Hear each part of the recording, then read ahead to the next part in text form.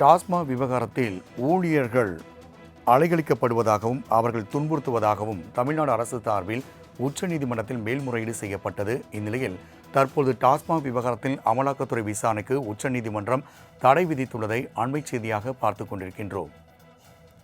கூடுதல் விவரங்களை நமது சிறப்பு செய்தியாளர் ஜீவபாரதி வழங்க கேட்கலாம்.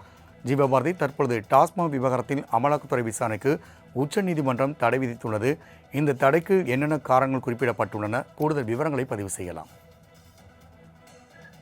அமலாக்கத்துறையினுடைய விசாரணையை எதிர்த்து டாஸ்மாக் நிறுவனமானது தொடர்ச்சியாக அந்த சட்ட போராட்டத்தை நடத்திட்டு வரக்கூடிய நிலையில் உச்சநீதிமன்றத்தில் அதே போன்ற ஒரு வழக்கை தொடுத்திருந்தாங்க. அந்த வழக்கானது தலைமை நீதிபதி BR கவாய் அந்த அமர்வில் விசாரணைக்கு எடுத்துக் கொள்ளப்பட்டது. அதில் டாஸ்மாக் தரப்பில் ஆஜரான மூத்த வழக்கறிஞர் கபில் சிபல் மாநிலத்தின் சார்பாக கிட்டத்தட்ட 2014-21 காலகட்டத்தில் 41 FIR பதிவு செய்யப்பட்டிருக்கு. ஆனா 2025 காலகட்டத்தில் தான் அமலாக்கத்துறை இந்த விசாரணைக்குள்ளேயே வருகிறது. பல்வேறு இடங்கள்ல தொடர்ச்சியான அந்த ரைடு நடத்திட்டு இருக்காங்க. டாஸ்மாகினுடைய தலைமை அலுவலகத்திலையும் அந்த ரைடானது நடத்தப்பட்டிருக்கு. அதே போல பல்வேறு மிக முக்கியமான அதிகாரிகளுடைய போன்கள் பறிமுதல் செய்யப்பட்டிருப்பதாக கபில் சிபல் தன்னுடைய வாதத்தில் முன் வச்சிருந்தாரு. அதே போல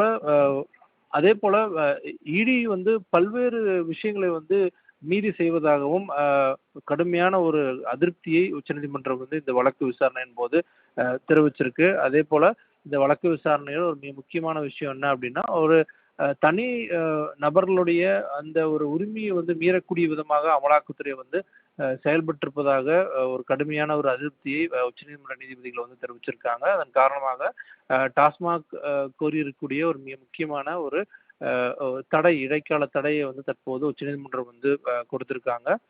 அதே போல இதுல பல்வேறு முறைகேடுகள் நடந்திருப்பதாக இடி தரப்பில் ஆஜரான ASG ராஜு சொன்னாலும் கூட என்ன அஃபென்ஸ் அப்படின்னு சொல்லி கேட்கும்போது, என்ன மாதிரியான குற்றச்சாட்டு அப்படின்னு சொல்லி கேட்கும்போது 1000 கோடி ரூபாய்க்கு அளவுக்கான ஊழல் நடந்திருப்பதாக இடி தரப்பில் ஆஜரான வழக்கறிஞர் தெரிவிச்சிருந்தாரு. அதன் பிறகாக வேர் இஸ் த ப்ரிடாடிகேட்டிவ் அஃபென்ஸ், குற்றம் எங்கே உள்ளது அப்படிங்கிறதா மிக முக்கியமான ஒரு கேள்வியாக உச்சநீதிமன்ற நீதிபதிகள் இடி தரப்பு வழக்கறிஞரை நோக்கி கேட்டிருக்காங்க. அதற்கு அடுத்ததாக ஒரு மிக முக்கியமான ஒரு தடையை உச்சநீதிமன்றம் தற்போது வழங்கியிருக்கிறது. தொடர்ச்சியாக உச்சநீதிமன்றத்தில் இத்தகைய ஒரு வழக்குகள் வரும்போது, இடி தொடர்பான வழக்குகள் வரும்போது கடுமையான விமர்சனங்களை உச்சநீதிமன்றம் கடந்த காலங்களில் தொடர்ச்சியாக வச்சுட்டு இருக்கக்கூடிய நிலையில தற்போது ஒரு மிக முக்கியமான வழக்கில் மீண்டும் ஒரு உச்சநீதிமன்றம் கண்டனம் மற்றும் இந்த விசாரணைக்கு தற்போது ஒரு மிக முக்கியமான தடையை வழங்கியிருக்குது. ராம்குமார். ஜீவபாரதி, தகவலுக்கு நன்றி.